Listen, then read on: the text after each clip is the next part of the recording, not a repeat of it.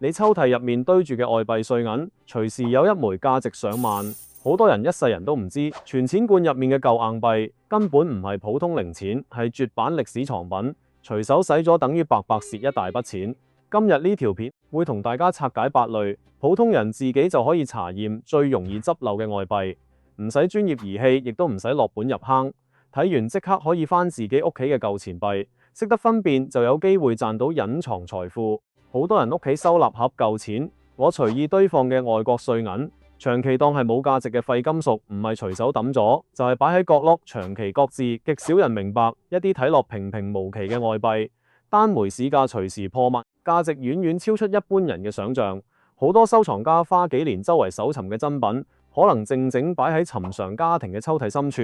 如果當普通貨幣使出去，等同直接蒙受巨大損失。今次內容系統整理8類普通人喺屋企就可以自行私查，執漏機會極高嘅外幣藏品，全程唔需要專業檢測儀器，亦都唔需要大額資金投入收藏。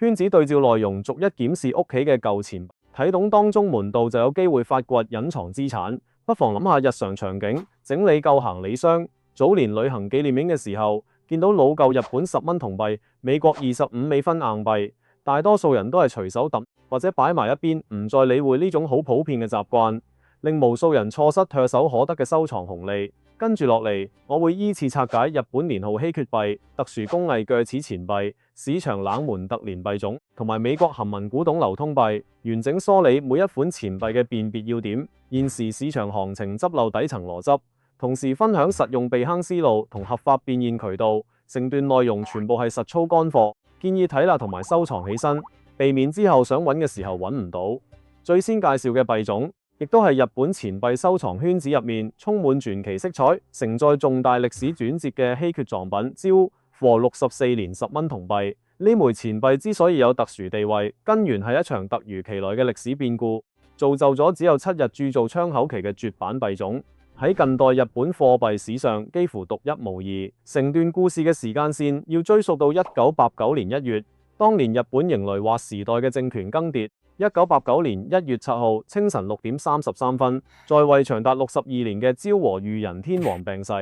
綿延60幾年嘅昭和時代正式畫上句號。當日下晝2點36分，時任一品內閣官房長官石淵海山面對全球揣迷，揸住限制樣板對外宣告，有1月8號起正式啟用新年後平成昭和資源就此終結。呢條時間線充滿戲劇性。1989年新年啱啱過，日本國立造幣局生產線已經全面運作，大批量印住昭和64年號嘅流通硬幣完成壓印，部分成品準備逐步投放市場。改完消息突如其來，造幣局緊急下達停產指令，所有僅用緊嘅年號模具連夜拆除更換，仲未流通嘅成品統一封存。昭和64呢個年號淨係喺史料同埋呢批硬幣上面留存，7日永久定格。喺歷史當中，根據日本造幣局公開存檔記錄，昭和64年只生產4種流通硬幣，分別係1日元、5日元、10日元同500日元。4類幣種入面，門檻最低，民間存量相對較多，最適合普通人發掘嘅就係10蚊銅幣。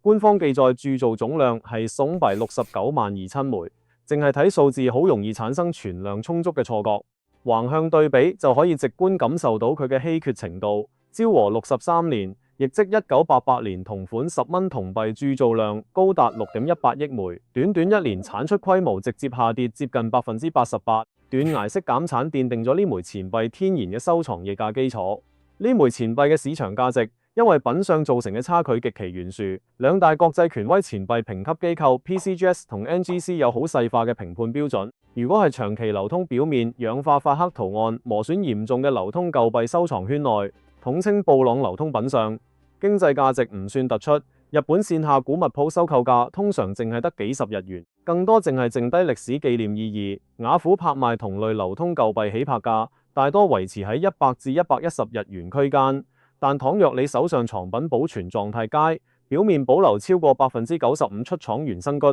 紅色同光，幾乎冇流通磨損，亦即評級體系入面 RD 原光等級市場價格會直接暴漲幾十倍甚至上百倍。兩類品相形成完全割裂嘅價格層級。呢度分享一個好少向外普及嘅冷知識。上世紀80年代，大量台灣遊客、留學生去日本旅遊消費，找零攞到全新昭和64年10蚊硬幣之後，帶返屋企收入乾燥抽屜密封收納盒，穩定隔絕水氣同空氣氧化嘅存放環境，令大批高品相 RD 級錢幣被民間長期保存呢，亦都係現階段普通收藏者最容易執漏嘅渠道。呢枚銅幣真正嘅價值載體，從來唔係同金屬原料，而係獨一無二嘅時代印記。佢係昭和時代收官嘅10蚊流通幣，見證62年時代落幕。一枚細細嘅金屬圓片，承載住7日倉促改元嘅重大歷史事件，亦都係幾十年持續受到藏家追捧嘅核心原因。緊隨其後嘅幣種知名度更高，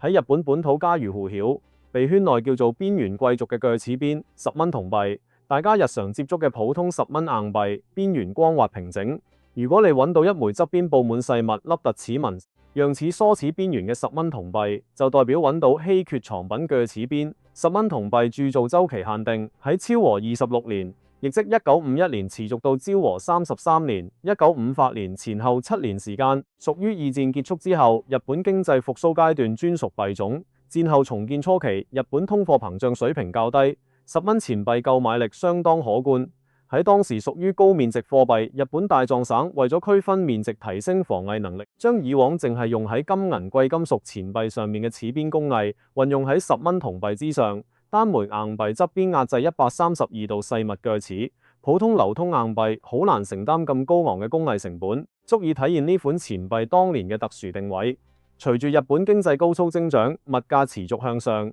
，10蚊錢幣購買力不斷縮水，由大額零錢慢慢淪為只可以買糖果點心嘅小額貨幣。持續生產鋸齒硬幣帶嚟嘅無據損耗，生產成本變得唔划算。自昭和34年，亦即1959年開始，造幣局全面取消齒邊工藝鋸齒10蚊正式停產絕版。需要留意，7年生產週期入面，唔係所有年份都有高收藏價值核心稀缺標的，集中喺昭和32年、昭和33年兩個年份。昭和33年鋸齒10蚊，根據造幣局原始檔案記載，全年鑄造量淨係得2500萬枚，對比常規幣種動輒數億嘅產出規模，傳世概率大幅降低。保存完整嘅原光品相，長期活躍喺各大錢幣拍賣會場，不斷刷新成交紀錄。就喺2026年4月，日本銀座專業錢幣拍賣行舉辦第127屆先生線下聯合拍賣會，一枚品相完好冇磕碰嘅昭和鋸齒10蚊銅幣，最終落錘價達到145625日元，直觀展現冷門舊錢幣蘊藏嘅財富空間。好多人好奇專業評級人員評判錢幣價值遵從邊啲準則？呢度整理4條所有人都可以直接套用嘅核心標準。第一，鑄造年份同現實傳世稀缺程度。第二，整體保存品相，觀察幣面劃痕、流通磨損輕重。第三，原生鑄幣瑕疵、錯版類型嘅稀有等級。第四，海內外藏家持續形成嘅市場需求。只要4項維度入面佔咗2項以上，錢幣市價就會出現明顯上升。值得留意嘅係，鋸齒10蚊到而家仍然有機會喺流通碎銀入面揾到日本唔少銀行櫃員資深收銀員，長期喺日常收付零錢入面揾到呢類絕版幣種。隨住錢幣收藏透過社交平台持續破圈，大批年輕愛好者投身行業，越嚟越多人養成翻查錢牙、私查外幣嘅習慣。未來類似執漏機會只會持續減少。介紹完市場熱度極高嘅2類日本網紅幣種，跟住落嚟講解一類隱蔽性極強、經常被大眾忽略嘅隱形珍品。日本特年硬幣多數入門收藏者淨係知道昭和系列熱門幣種，唔清楚大量睇落平平無奇嘅常規面額錢幣、特定年份藏品收藏價值唔輸一線網紅幣種。首先釐清基礎概念，咩係特年硬幣？日本造幣局會定期調研民間貨幣流通需求。如果評估當年市面上對應面額硬幣存量充足，唔需要新增投放，就會作出特殊安排。當年生產嘅全部錢幣唔會流入民間流通市場，唯一對外推出嘅渠道就係封裝喺官方精裝套幣紀念冊，並向高價賣給專業收藏家。一般市民當年幾乎冇機會接觸。第一組值得重點搜尋嘅特年幣種，平成23年、24年、25年1日元鋁幣。喺大眾認知入面，1日元面額微不足道，經常被隨手抌。但係呢3個年份嘅1日元係收藏圈內公認嘅黑馬藏品。呢幾年剛好遇上日本電子支付加速普及，實體小額硬幣使用頻率急劇下滑，造幣局大幅削減1日元產出，所有成品全部封存，唔對外流通。日本多間地方電視台曾經製作專題收藏節目，介紹呢款幣種，平成23年1日元市場行情穩定喺1000日元，相對原始面值升值1000倍。雅虎拍賣平台不時出現普通流通品雙出價1300日元成交記錄，保存完好嘅原光錢幣價格直接翻倍，單枚面值1日元市價攀升到上千日元。咁樣嘅漲幅喺現代流通錢幣收藏領域相當罕見。另一款唔可以錯過嘅特年精品昭和62年50日元白銅幣，官方資料顯示昭和62年50日元全年產出淨係775000枚，稀缺程度超乎想象。現階段雅虎拍賣平台普通品上成交價格穩定喺3000日元上下，如果可以揾到冇明顯磨損、品相上乘嘅個體，市價區間喺4000至8000日元，運氣足夠好揾到一枚，變現所得足夠食一餐高品質日式懷石料理呢，就係特年錢幣獨特嘅吸引力。唔少人疑惑普通面值錢幣點解可以有驚人溢價？底層邏輯好清晰，市面上幾乎唔存在流通個體，呢批錢幣由出廠開始從未進入日常交易，全部收納喺紀念套冊入面，幾十年時光流逝，絕大部分紀念冊被妥善保存，淨係少數套冊被拆開錢幣流出。當零錢使用呢少量漏網藏品，自然成為全球藏家爭相爭奪嘅目標。冇人估到自己抽屜入面不起眼嘅1日元、50日元，會唔會係稀缺特年真品呢？亦都係一般大眾最大執漏機會所在。梳理完日本幣種，我哋將視線轉向美國錢幣屋企留存。早年美國外幣嘅朋友，跟住落嚟內容一定要仔細睇，好有可能發掘貴金屬藏品。大家平時用嚟自助洗衣、停車場繳費嘅25美分硬幣，外表平平無奇，只要鑄造年份係1964年或者更早，就唔再係普通銅鎳合金零錢，而係含銀量90%嘅銀幣，本身具備實打實貴金屬價值。呢段歷史源自上世紀60年代轟動全球嘅美國白銀危機。1964年之前，美國有嚴格法定鑄幣規範，25美分硬幣必須使用90%白銀搭配1%銅熔煉打造，屬於貴金屬法定貨幣。1964年，國際銀價大幅飆升，出現極具顛覆性嘅現象。一枚面值25美分銀幣溶解之後，白銀原料價值突破30美分。簡單講，錢幣金屬原料價值已經超過法定面值。對於一個國家貨幣體系嚟講，呢個係巨大隱患，民眾會大量囤積銀幣熔鑄套利。為咗應對危機，1965年時任美國總統約翰遜簽署全新鑄幣法案，終結美國延續100年嘅銀幣流通傳統。法案落地之後，短短5年，超過10億枚美國銀幣由商鋪櫃台收銀機大量消失，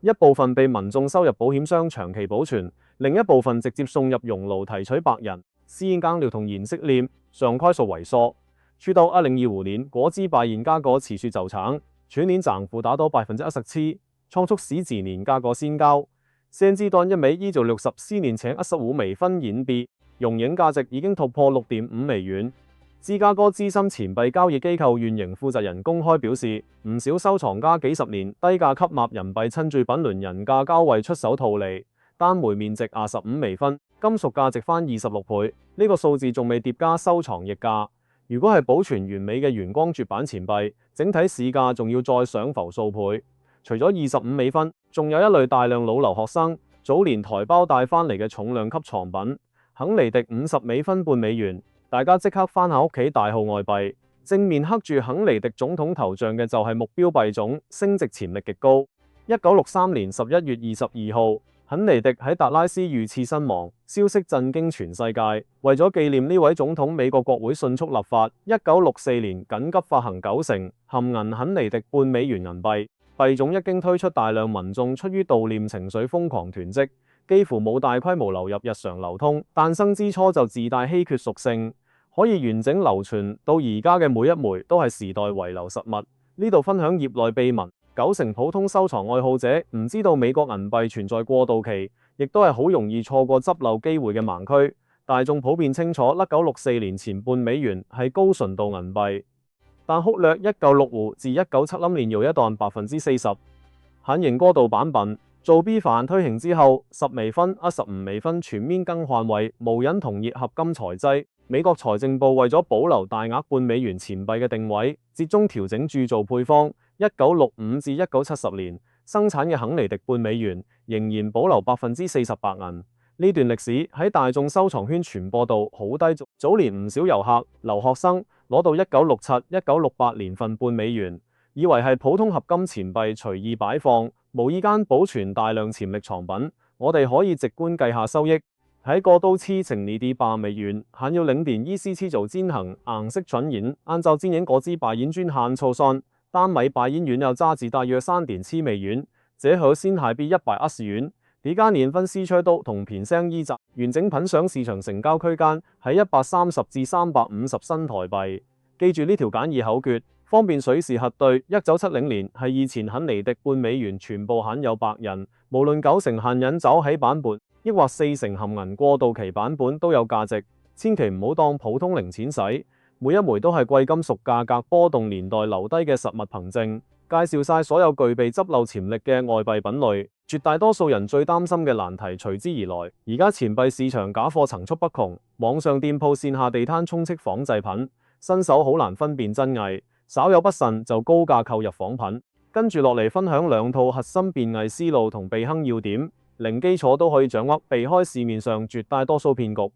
首先講2大造假交發場景，第一處全球驢繞認知地攤古幣交易。無論係巴黎聖母院周邊市集、羅馬跳蚤市場，只要攤販熱情推銷所謂18世紀古外幣、絕版外國錢幣，建議唔好掂，直接走開。呢一類睇落充滿歲月痕跡嘅古幣，大多係工廠用新合金批量壓鑄生產嘅工藝品，造假流程相當成熟，依靠化肥溶液、浸泡腐蝕製造老舊包裝，專門瞄準抱有執漏諗法嘅遊客。真正稀缺高端古錢幣流通渠道高度封閉，根本唔會出現喺街頭地攤。普通人偶遇真品嘅概率幾乎等於0。第二個高頻騙局，人工改造錯版錢幣，好多新手見到錢幣圖案偏移、邊緣殘缺、壓印錯位，就認定係價值不菲嘅原生錯版。事實上，市面上9成以上錯版都係後期人為改造，原生造幣廠錯版源自模具故障、機械運轉失誤，發生概率極低，傳世量稀少，自帶高額收藏溢價。市面流通嘅仿錯版錢幣造假人員利用工具擠壓幣身化學藥水腐蝕表面，刻意製造錯位殘缺效果，包裝成稀有品種高價售賣，專門收割入門愛好者。跟住講解2套實操性極強嘅辨別手段，學識之後可以大幅降低踩坑概率。第一種聽音鑑別法特別適合區分美國銀幣真偽，用食指同拇指輕輕捏住錢幣邊緣，令錢幣懸空，落另一枚錢幣輕敲鼻面，真正嚴被敲擊之後，聲音高亢清亮，帶有2到3秒悠長如願，共振效果明顯。普通銅鎳合金防被敲擊，聲音沉悶短促，間接無回音。原理在於白言味道、金屬彈性參數同普通合金有品質區別，呢種聲學特徵好難人為仿之。第一種側邊觀察法快速區分近呢啲半美元版本同真偽雪揸持錢幣，觀察側邊夾層結構，側邊通體均勻銀白色，冇雜色分層，就係1964年前9成含銀銀幣，側邊出現銀白色同紅褐色交替夾層結構，就係1965年之後普通合金流通幣。一招快速區分價值層級。針對錯版錢幣，仲有終極核驗方式。原生出廠錯版錢幣重量同常規版本一致，唔會有偏差。人工打磨、藥水腐蝕改造嘅錢幣一定會磨損消耗金屬。用精密電子稱稱重生效，呢一連續呢那年1月，總領差異形式嘅年月，數年多先專業閃避之夠，呢一幫大展開測審。搭配檢查稱稱煙多重手段綜合下現，真偽識別準確率可以達到98.7%。普通人熟練掌握呢幾類方法，能夠避開市面上99%嘅錢幣騙局。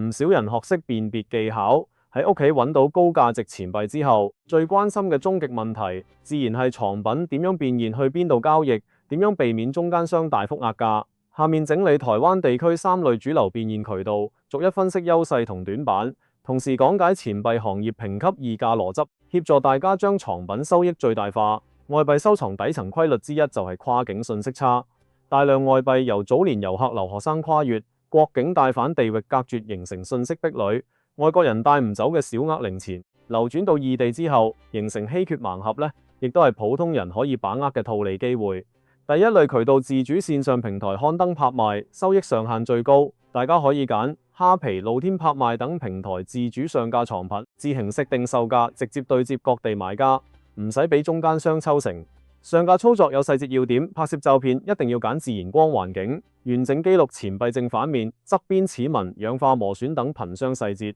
標題精準輸入關鍵詞，例如昭和60年實穩、居持實穩、平成23年1月等專業詞頭，方便海內外廠家檢索。線上平台最大優勢係可以積足全球收藏群體。喺2022年2月，日本本土廠家願意為蘋果主辦支付更改則，有機會做到收益最大化。第一類渠道 Facebook 隨之錢幣交社群，搜尋錢幣買賣、台灣錢幣交流等私密社團。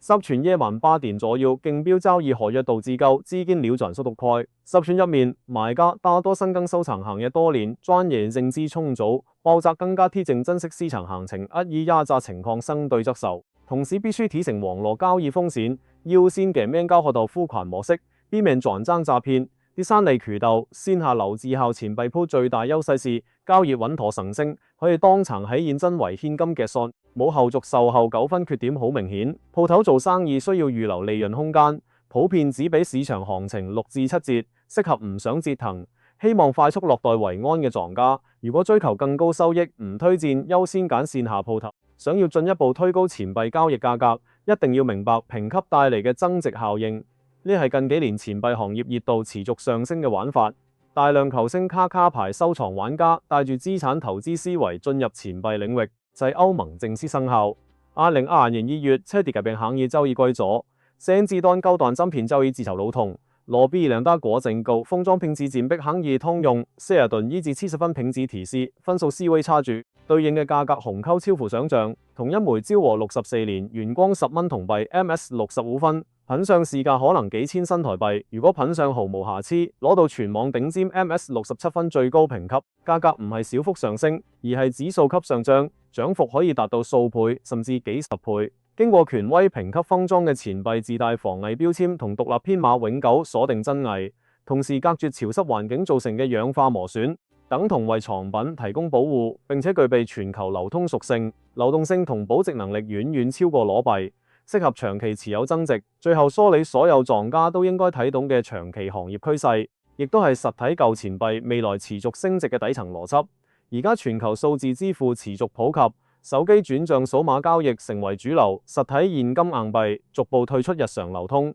呢個趨勢喺日本體現得最為明顯。1990年，日本1日元硬幣年產量達到27億7千萬枚，去到2024年全年產量淨係51萬枚。34年時間產量下跌99.98%，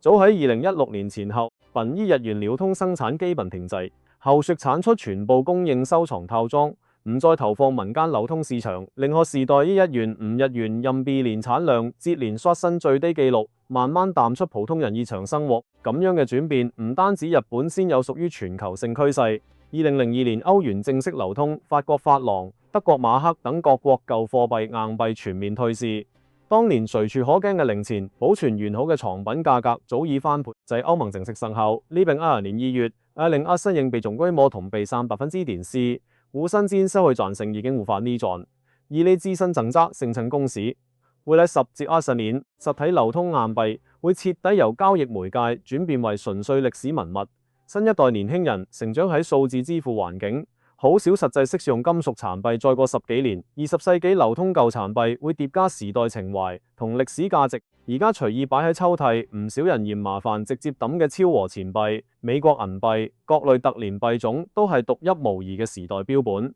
幾十年之前，呢啲錢幣喺東京街頭用嚟搭電車，喺紐約街邊用嚟買小食，跨越漫長歲月，流傳到今日，早就唔淨止係一塊普通金屬。數字貨幣全面普及嘅時代來臨之後，細細嘅金屬錢幣會成為一代人對實體貨幣舊日市井生活最後嘅實物記憶。稀缺屬性、歷史價值、情感日價只會穩步向上，幾乎唔存在長期貶值嘅基礎。睇完成段內容，大家已經掌握外幣執漏、真偽辨別、變現交易整套實操知識，即刻翻揾屋企錢鵝舊收納箱、旅行紀念品抽屜，對照內容逐一檢查有冇今期介紹嘅8類稀缺外幣。如果你揾到疑似真品，抑或手上錢幣唔確定年份品相同真偽，歡迎喺評論區貼上照片留言，我會協助大家免費分析點評。成條影片全部係落地實操攻略，冇空洞理論。如果你覺得內容有參考價值，記得點讚、收藏、轉發俾身邊親友。令更多人學識外幣收藏知識，